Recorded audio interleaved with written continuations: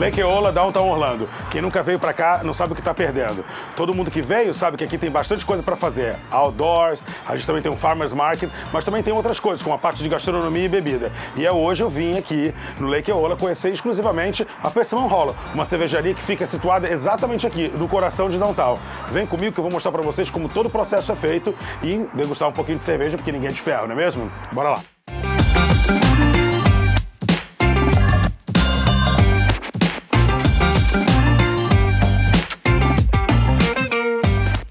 Pessoal, é enorme aqui, é grande pra caramba e tem um monte de tonel de cerveja lá no fundo. Eu já tô vendo o Matt daqui e eu vou lá buscar ele pra ele poder explicar pra gente como funciona tudo. Vem comigo e acompanha porque hoje o programa tá gostoso pra caramba.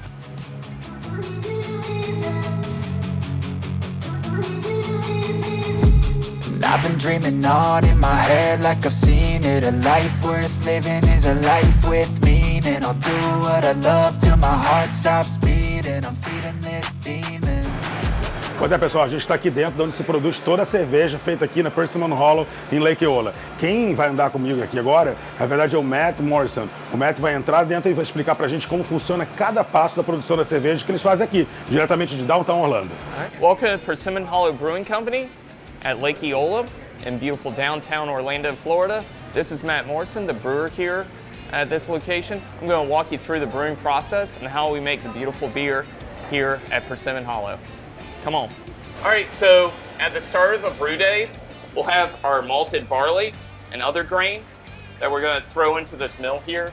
We've got to mill in the grain to crush it and break it up so that the sugars and enzymes in the grain will be available for brewing later. If you want to hear what it sounds like. Yes. There we go.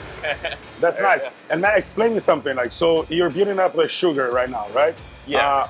What's the reason why we need to build sugar on this Well, process? so you need sugar because to make any alcohol, you need yeast to turn sugar into alcohol and carbon dioxide.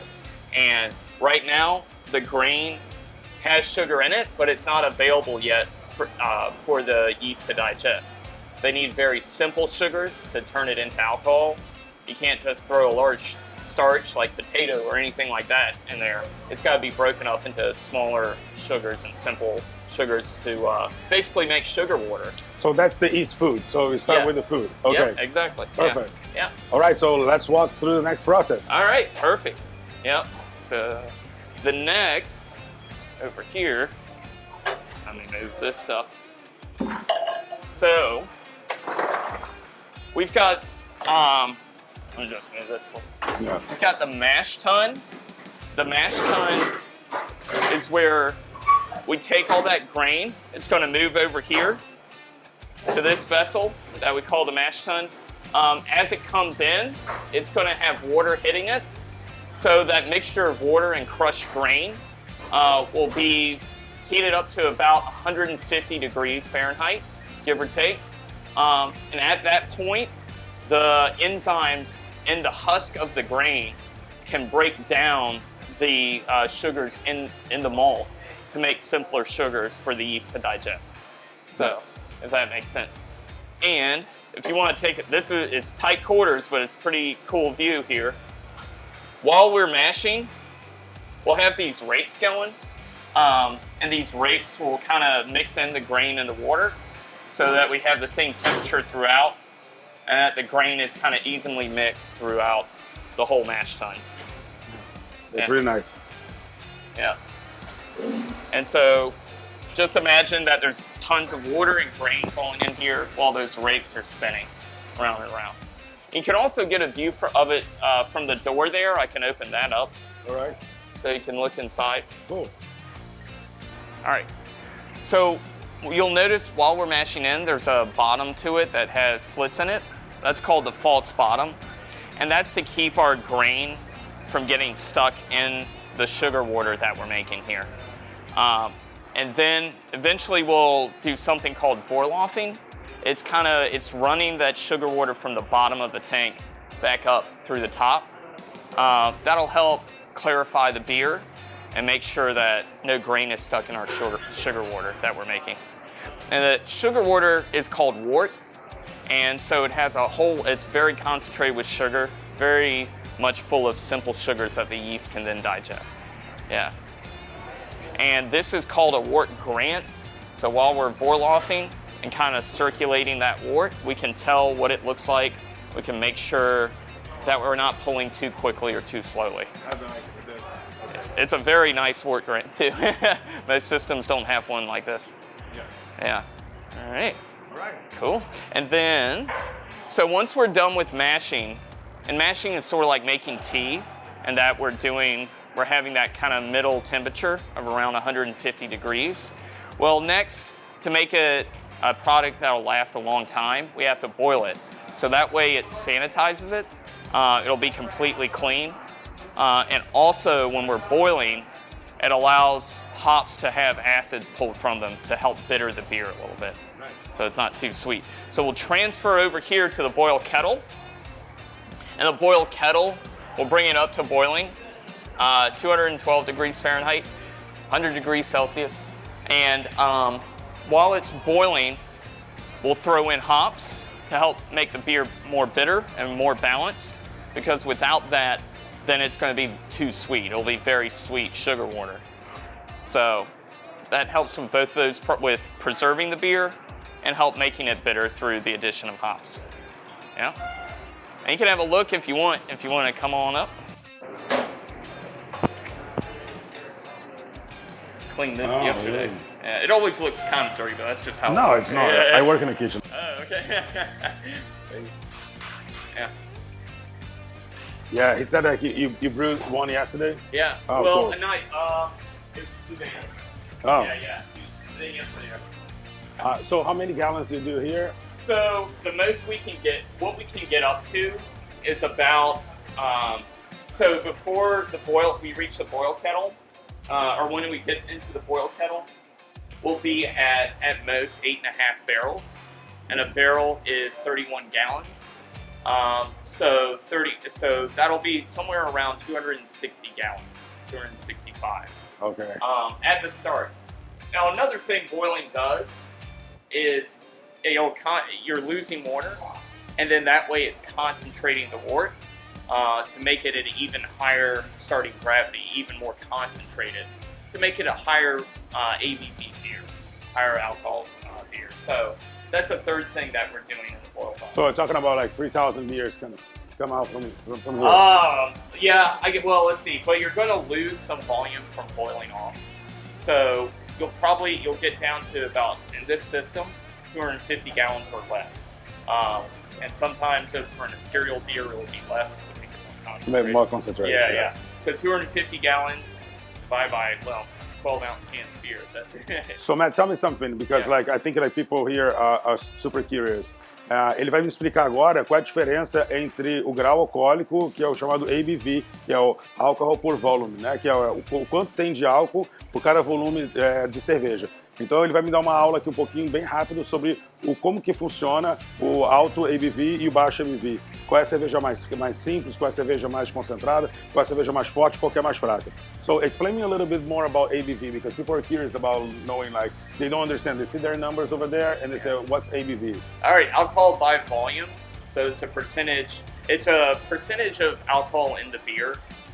It used to be done by weight, but in modern times it's by volume. So in a given 12-ounce can of beer, what percentage of that by volume is alcohol? That's what that's telling you.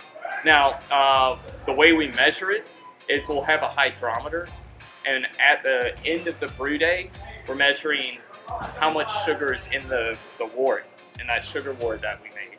And then after the yeast is done with it, is digesting it, there'll be a lot less sugar left in the beer. And so the difference between the starting gravity and final gravity will tell us roughly how much alcohol is now in the beer based on what yeast normally do in terms of the rate at which they digest sugar and turn it into alcohol. So basically, higher the ABV, higher the alcohol. Yes. Okay. Higher alcohol content, yeah. Então, pessoal, quanto mais alto o ABV, mais alto é o álcool da cerveja. Então, quando você receber uma cerveja, por exemplo, que vem num copo pequenininho, não é que o bartender quer te dar pouca cerveja. Ele está te dando uma cerveja que tem uma porcentagem maior de álcool, e pelas regras de servir o álcool por volume, ele precisa servir você uma quantidade menor, mas isso não significa que você está ganhando menos álcool. No final das contas, não se esqueça, né? Tem que beber responsavelmente. And actually, I can show you a hydrometer real quick. So, yeah, so that'll show you basically how heavy the water is, which is an indication of how much sugar is in that water. And there's always an adjustment for temperature too. No. It varies a little bit. So this is they're usually scaled for room temperature, and you have to add or subtract if it's warm. I was explaining because like normally people don't understand why you have like a small glass and like a pint. Right. The reason why is because of the alcohol. Well, so it doesn't mean they're getting less product. It means that they're getting the same amount of alcohol, but in the volume that is like a little less. Sure. And so also, they can appreciate instead of like getting drunk. Yeah. Well, and you know, a smaller glass and higher ABV, it's more expensive to make too. It takes more grain and more material. It's just like wine. Yeah, exactly. Yeah, more hops sometimes for the double IPAs and so forth. So after we've boiled, however long we need to boil, because the amount of time we boil depends on how long we want the hops in there, and how much liquid we want to evaporate off to concentrate beer. Usually I boil here about 90 minutes, an hour and a half. So after that's all done, we're going, there's protein that's fallen out of the wort. You don't want too much protein in your beer. So we'll circulate everything in here, or whirlpool it, and that'll concentrate the protein down at the bottom. And then we're going to run it through the hot wort, almost at boiling, through this heat exchanger. It's like a giant radiator, basically. Okay. And we've got cold water going one way, and the hot wort going another way in two different pipes, running in opposite directions. And they basically trade off their heat through these plates, so they equalize at a certain temperature. Yeah. And so then, what we're doing once we're running it through this heat exchanger to cool down the wort, it'll be going into one of these fermenters. And these fermentation vessels will have our yeast. We'll throw our yeast in, and if we didn't cool down that wort, then it would kill the yeast. It'd be too hot. Yeah. So we're cooling it down to make it so the yeast can do their thing. Different yeasts will operate at different temperatures.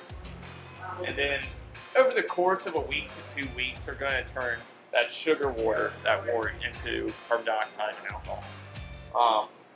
And then also what you would normally do in the last step of the process is transfer from a fermenter to a bright tank or a bright beer tank. And that's where you carbonate the beer and let it clarify for a while. However, it's a little different here because these are combination fermenters and bright tanks. At the same tank. So we drop the yeast out as best we can and then force carbonate through a stone. That'll help, and the stone, that carb stone, will force carbon dioxide in to get a higher carbonation. That's nice. So that's the reason why they call like liquid bread. Yeah. Because you have to respect the fermentation process as well too, just like in the bread. Yeah, exactly. So the first part of this process is sort of like making tea with that mash tun. And the back half of the process, you bake bread at really high temperatures, you add, your yeast. Yeah. That's sort of like making bread in terms of the back half of making beer. Yeah. And making that sugar water into alcohol. And in fact, bread yeast is the same species of yeast as ale yeast. And you can make bread from ale yeast actually too. So very similar stuff. Yeah, that's nice. Something that actually like Jimmy told me before, and Jimmy is the manager here on this property. He told me something that whatever left from the beer process, you guys donate for some kind of So spent grain. So once the grain has the sugar water or has the sugar extracted from it for our brewing process, it has a little bit of sugar left in it. Still has protein in it and carbohydrates. We can't really use it. It's not great for making bread.